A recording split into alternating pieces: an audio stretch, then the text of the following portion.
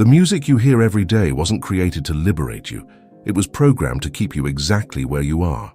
While you believe you're choosing what you like to listen to, algorithms, computer programs, have already discovered your emotional patterns and deliver precisely what keeps your attention captured without making you truly think. Schopenhauer said that music is the melody whose lyrics are the world, but the industry discovered it could change these lyrics for its own profits. Thus, it transformed the art of making music into a means of controlling your behavior. What seems like simple entertainment has become the most advanced system of mind conditioning in recent history. Every repeating beat, every meaningless phrase you memorize without realizing it, every emotion that arises from sounds designed for that purpose, all of this is shaping how you think, what you want, and how you act. And most shockingly, you defend this prison as if it were part of who you are. Almost no one noticed the exact moment when music stopped being something for the soul and became a manipulable product. This happened gradually, hidden as if it were a technological and cultural advancement for everyone. The industry observed something profound thinkers had always known. Experiencing the same emotion repeatedly influences behavior far more powerfully than any logical argument ever could.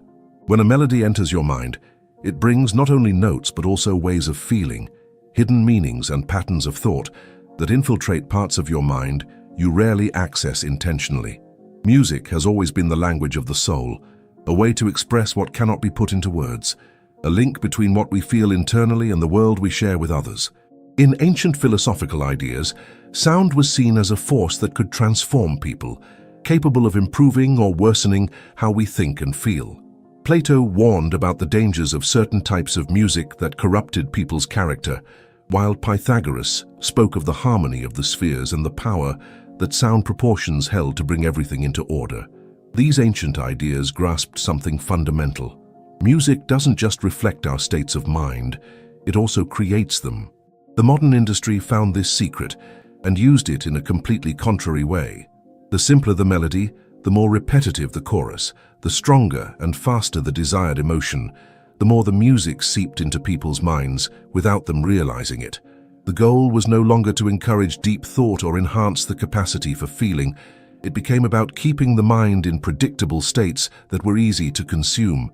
States that don't challenge you, don't disturb you, don't awaken you. States that keep you perfectly still, as if asleep while you consume. Observe the most common types of music in recent decades. Increasingly simple melodies, lyrics with few words, less varied sounds, and no moments of silence for reflection. Every part has been tested, adjusted, and refined, not to be beautiful or deeply moving, but to capture your attention, spread quickly, and elicit measurable reactions. Music has become an emotional code. When Nietzsche wrote that without music, life would be a mistake, he was referring to music as a way to express the joy and strength of life, as a creative way to say yes to existence.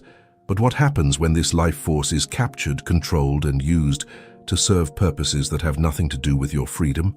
What happens when the songs of an entire generation are not made by artists who want to express what they feel internally, but by marketing groups who only see engagement metrics? The answer is before us, hidden as if it were your personal taste and freedom of choice.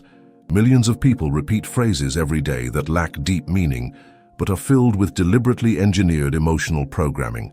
And when asked, they fiercely defend their right to consume what keeps them imprisoned, because the strongest conditioning is that which the manipulated person believes to be a part of themselves. More complex cultural artifacts have always been a problem for mass markets.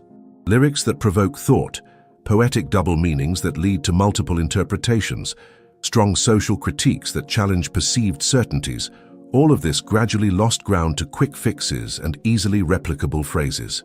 Not because people spontaneously stopped liking profound things, but because the market realized that what is superficial reaches more people, is more widely repeated, and encounters fewer mental barriers. The method was meticulously crafted. First, they tested various levels of lyrical and melodic complexity in focus groups, measuring how their brains and behaviors reacted. They discovered that very simple melodies, with hypnotically repetitive choruses, activated the parts of the brain associated with pleasure and addiction more strongly. The less the music demanded conscious attention, the more it tapped into the automatic functions of the mind. The industry had found what would be the fast food of sound, high stimulation with little genuine content. Schopenhauer viewed music as the purest form of the will, that blind, unthinking force that moves all existence. For him, music went beyond ideas and directly touched the deepest part of reality. But when this force is controlled and used for profit, when the will is manipulated instead of expressed, what was meant to liberate becomes a prison. Music stops reflecting the truth of life and begins to create pleasant illusions that alienate people from themselves. The gradual decline of complex cultural artifacts didn't happen only in music. Books became tweets, philosophy became motivational memes, art became fleeting stories. Everything had to fit into the shortest attention span. Everything had to elicit an immediate reaction without requiring subsequent thought. Depth was traded for strong impact, devoid of substance. Lasting meaning for a fleeting effect. Observe how lyrical narratives have changed. Previously, a song could tell complex stories, develop characters, explore moral ambiguities, and create environments that invited reflection. Today, most boil down to directly stating simple emotions: desire, anger, fleeting joy, vague sadness. Nothing that requires explanation, nothing that needs interpretation, nothing that lingers after the music is consumed. This simplification was neither accidental nor a natural evolution of taste. It was a deliberate plan based on a key discovery. The less you need to think to consume something, the more you consume. The fewer mental barriers content encounters, the faster it spreads. And the faster something spreads, the more important it becomes for platforms that profit from your attention. The result is an entire generation emotionally conditioned by content designed to bypass critical thinking. When what you find beautiful is created by things that deliberately avoid complexity, your capacity to grasp subtleties, dualities, and contradictions weakens. You begin to seek in all aspects of life the same calming simplicity that music teaches you to expect. A complicated reality becomes a source of anxiety. Deep thought becomes an inconvenience to be avoided. What they sell was never just sound. Since the industry realized that music was the ideal way to shape people's thoughts and normalize certain behaviors, every new song became a social experiment disguised as entertainment. Speech patterns, desires, aesthetic preferences, impulses, and even your perception of reality are implanted within you through music consumption. Music acts as an emotional Trojan horse to install programs in your mind. These programs, repeated every day in algorithm-driven playlists, stop seeming like an external influence and begin to feel like who you truly are. Think about the recent hits that stuck in everyone's mind. How many showcased values like reflection, self-control, inner growth, or questioning how society functions? How many made you think beyond immediate gratification? Now compare that to how many exalted impulsivity, boundless material desire, shallow relationships, and instant satisfaction. This pattern is no coincidence. It's a strategy tested and proven by years of human behavior studies used to boost sales. Bonhoeffer, observing how entire populations could be seduced by dangerous ideas, realized that folly is a more dangerous enemy of the good than malice. He wasn't referring to stupidity, but to the unwillingness to engage critical thought, preferring the security of conformity to the challenge of independent thought. The music produced by the industry today creates precisely this chosen folly. It provides ready-made narratives, pre-digested emotions, and predictable reactions.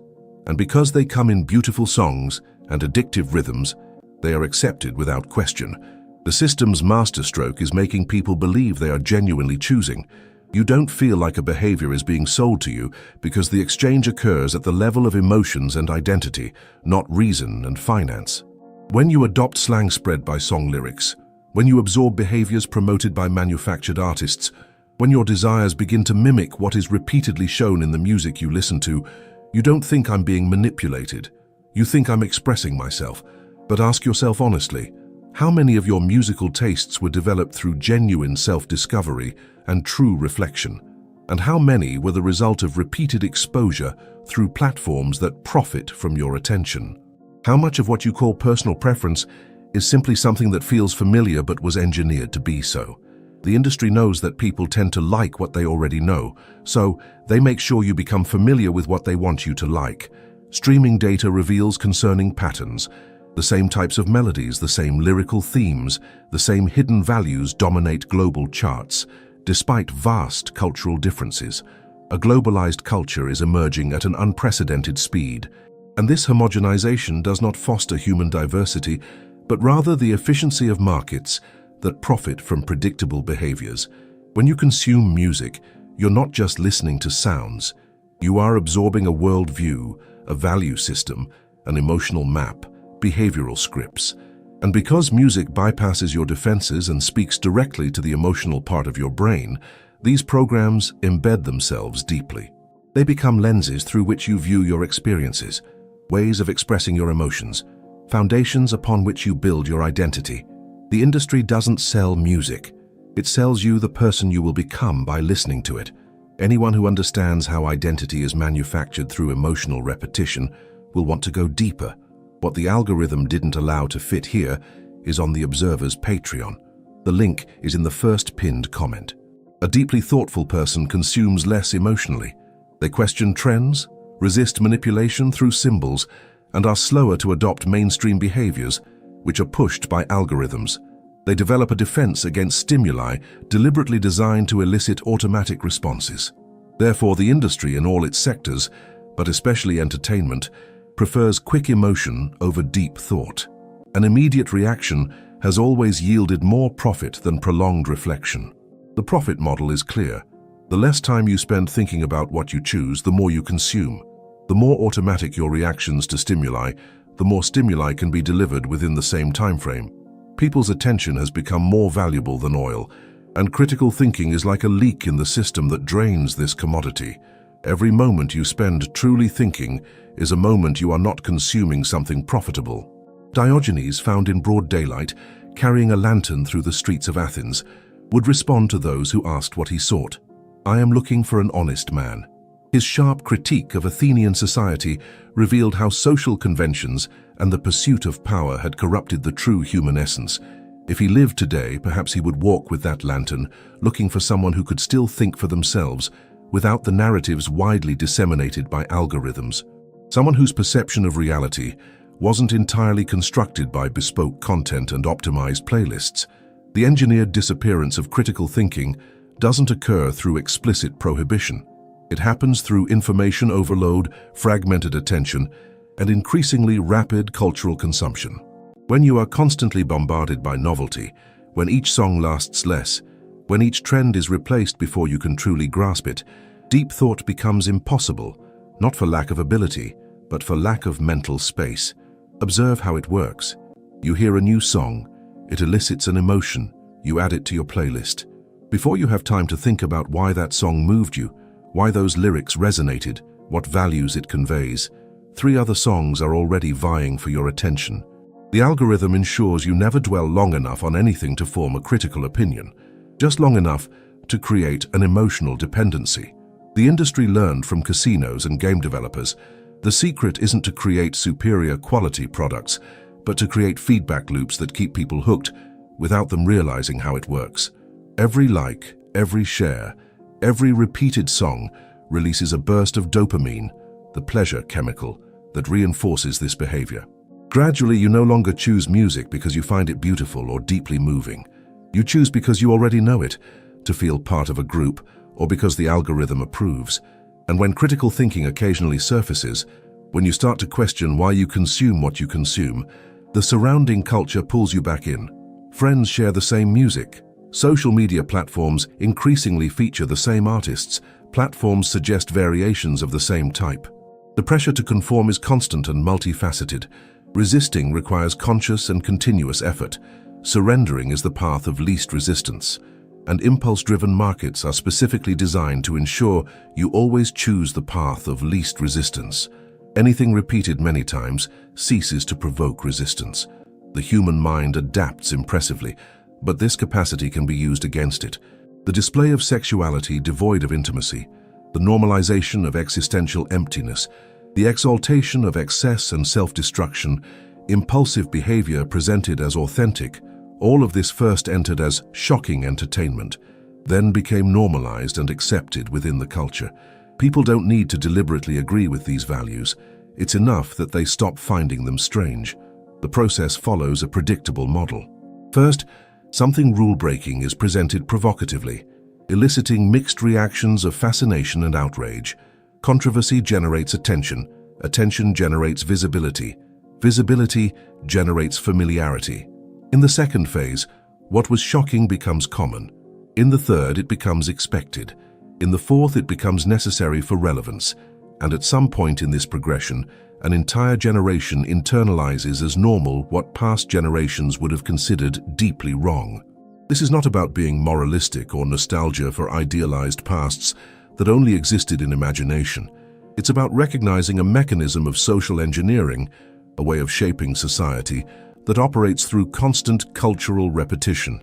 When lyrics that objectify bodies dominate the charts for years on end, when relationships are consistently depicted as shallow transactions, when satisfaction is always tied to material acquisition, when deep emotion is mocked as weakness, these patterns do not reflect human reality. They create it. Nietzsche warned about how values are created and maintained through collective repetition, how what we call right and normal are societal constructs serving specific interests. The transvaluation of all values, he proposed, was an invitation to critically examine the foundations of our beliefs.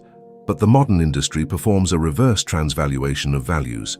Instead of liberating the mind from values we inherited without thought, it instills new values through repetition that bypasses critical thinking.